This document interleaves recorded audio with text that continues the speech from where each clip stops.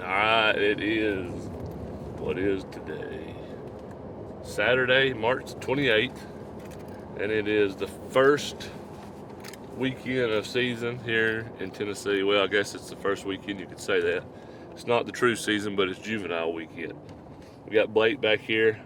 Just got back from Georgia this past week. Went down there and had an awesome trip, successful hunt, and Blake knew it was going to be his turn when we got back to Tennessee this weekend. So he's in the back seat.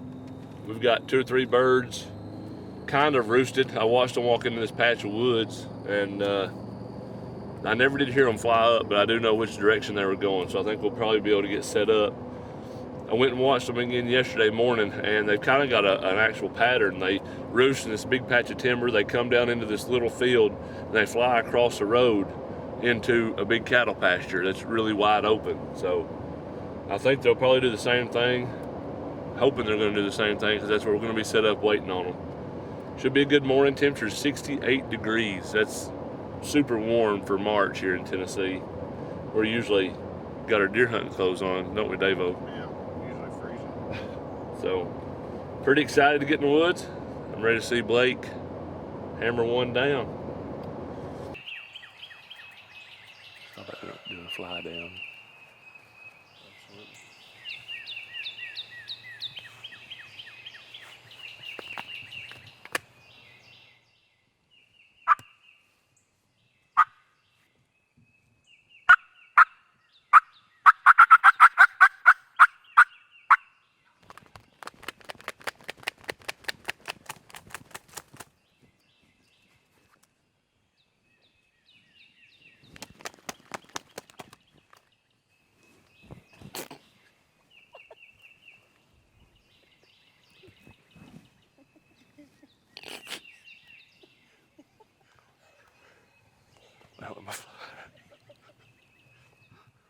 That went my fly down call. Where?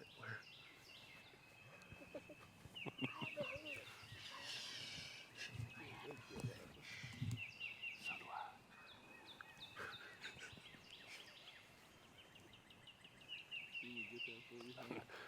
I've got my hood. I'll just pull it up. You got a hood? Well, I got my.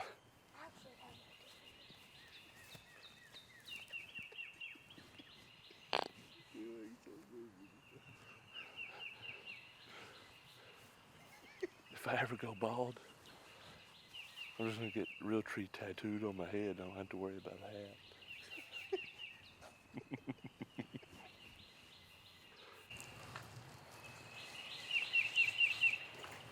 Thanks, David.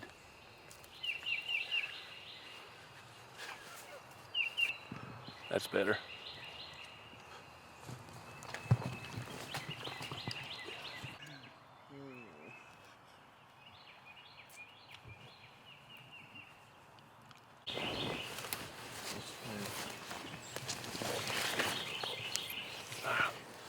I know this patch of woods over here is just pretty much a square.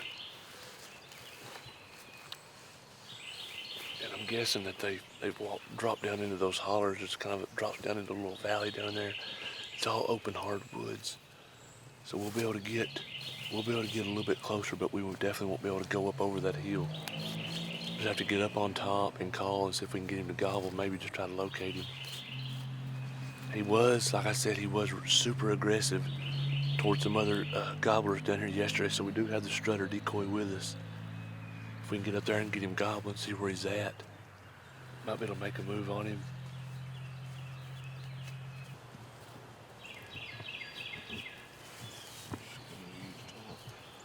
That's the way it happens every time.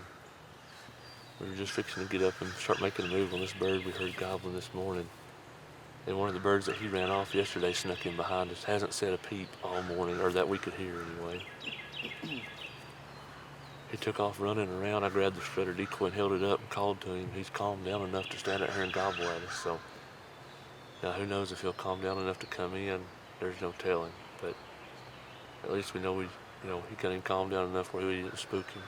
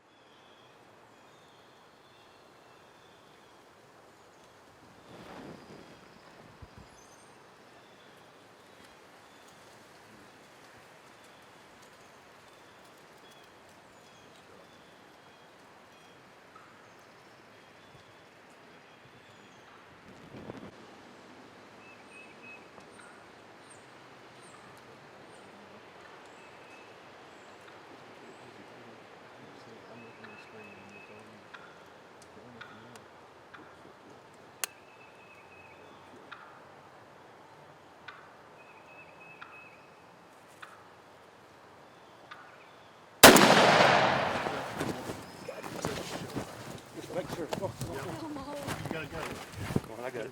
I got it. That's a heck of a shot with a long shot, buddy.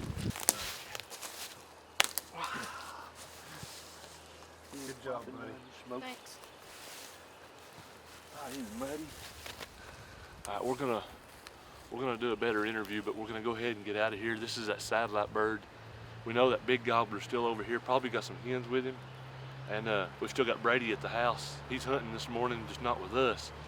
So we might go grab him if he hasn't killed yet, and get back over here and see if we can get on that other bird. So we're gonna walk right outside the woods here so we don't spook him if he comes over the hill.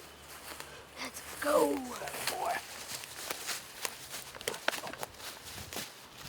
We've got him back up here to the truck now, and see right behind us here where we killed him. But we wanted to go ahead and get out of those woods. We don't like to bump birds, especially this time of year when they've already moved back into their spring ranges, and they're using your farms and stuff. You don't want to spook them as much as you can. So we went ahead and got out of there.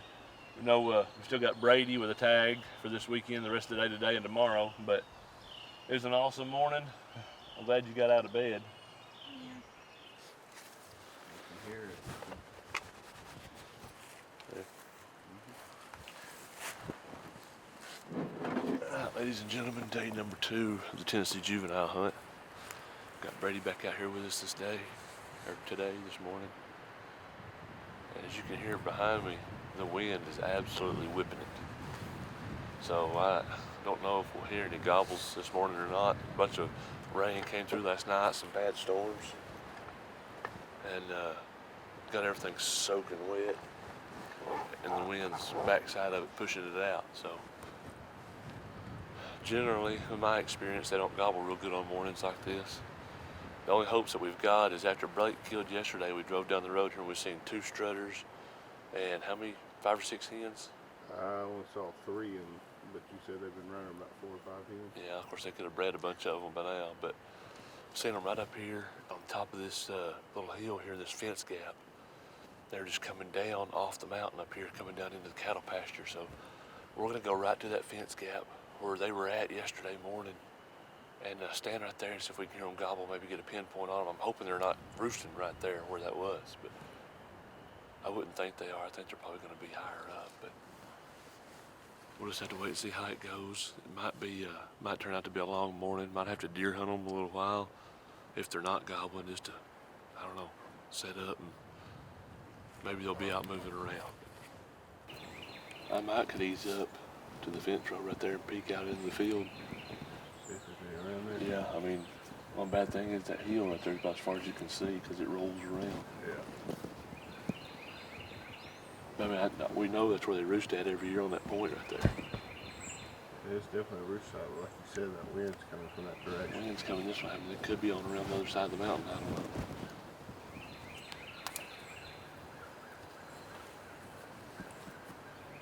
We haven't heard a for sure gobble yet. They might not. They might not gobble until later in the morning after they dry off.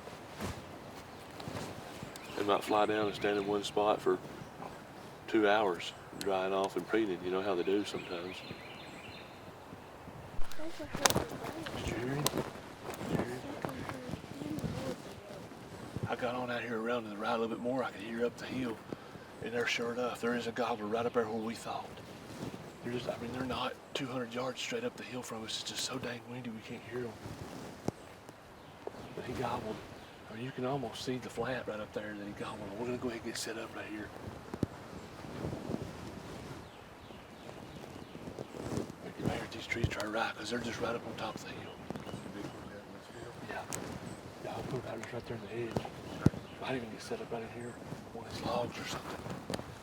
Yeah, it's like that right there. Here, lean forward, I can't reach.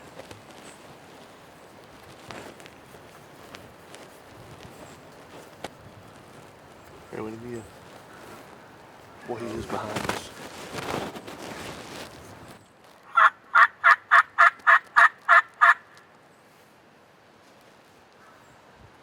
He's behind us. Yeah. Hey, if he comes up.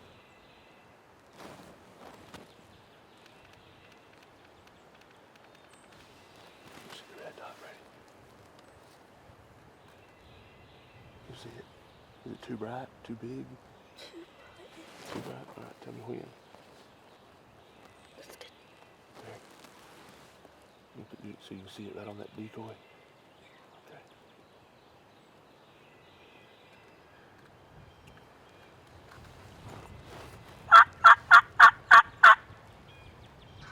Oh crap. Don't move, Brady. Be real still. I sure can't move.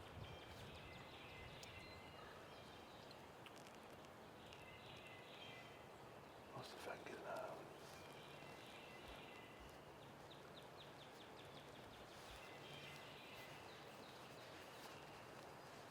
Be still, Brady. I see him. Spit. Yeah.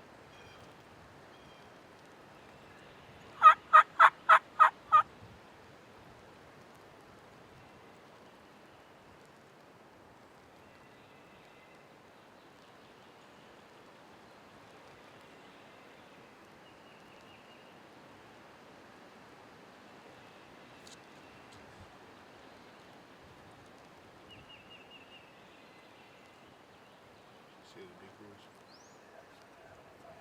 Huh? Yeah, I think it's looking at him.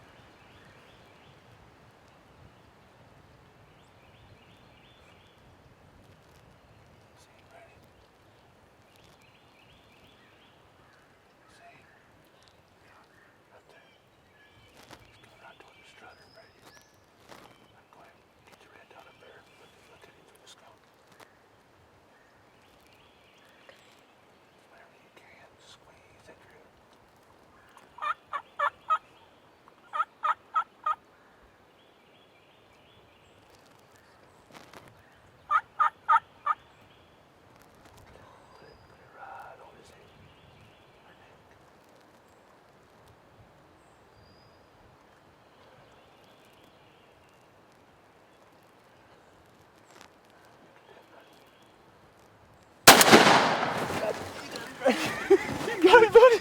You got it. Come on. Let's go get it. 2 for 2, baby. That's what I'm talking about. Right off the roost, buddy. Give me 5. Here, leave your cushion there. That's all right. Let's go get it. He's down here in the woods.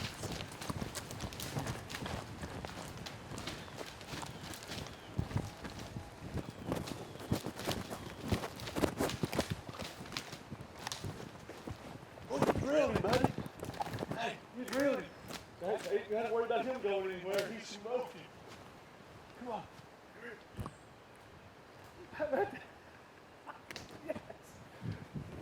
Yeah. Look what a beard. Oh, look, he's got a rope. Oh, that's a big one, buddy. Take it bastard. What do you think about that? Look at this 20 gauge unloaded here, and we'll sit down here and give him a good look. Oh, Show him off. check him out, Brady. Check him out right here. I'll bring him right there to you. I'll pick him up. Oh my good gosh! He is heavy. God, look at that beard there, son. Big old thick beard. Bushy. Even to be wet, it's big and bushy.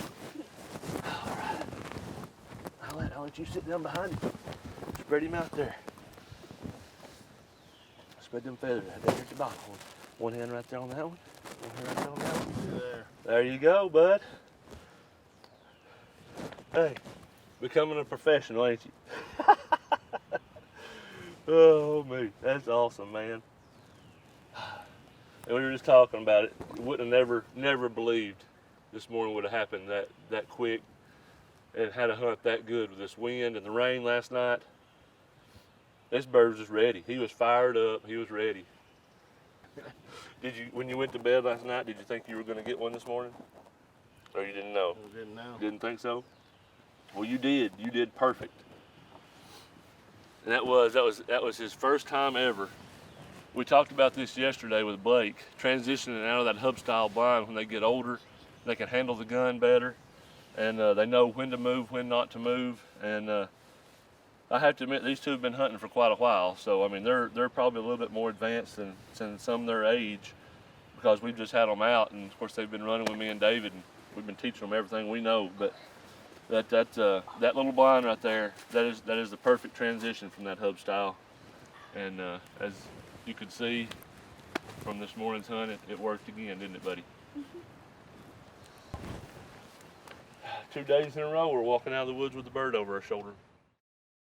I can't believe it. I'm shaking. I'm still shaking, buddy. My leg. I was scared to death. He come out, he gobbled up there on the hill, and when he gobbled right next to us, I was like, oh God. Oh, man, I love it. Hey. Don't you get teared up. Woo. That a boy. I love it.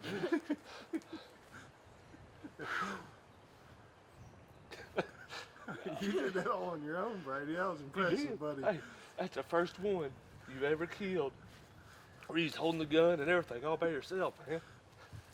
That was unbelievable, buddy. Oh, get emotional. Way to go, Davo. Oh, man. That's a big one, too. That's awesome. Hey, you did perfect, buddy. You did everything absolutely perfect. Oh man, I'm excited. Watching your boys grow up in the outdoors, I'm telling you, there's nothing like it. Nothing better.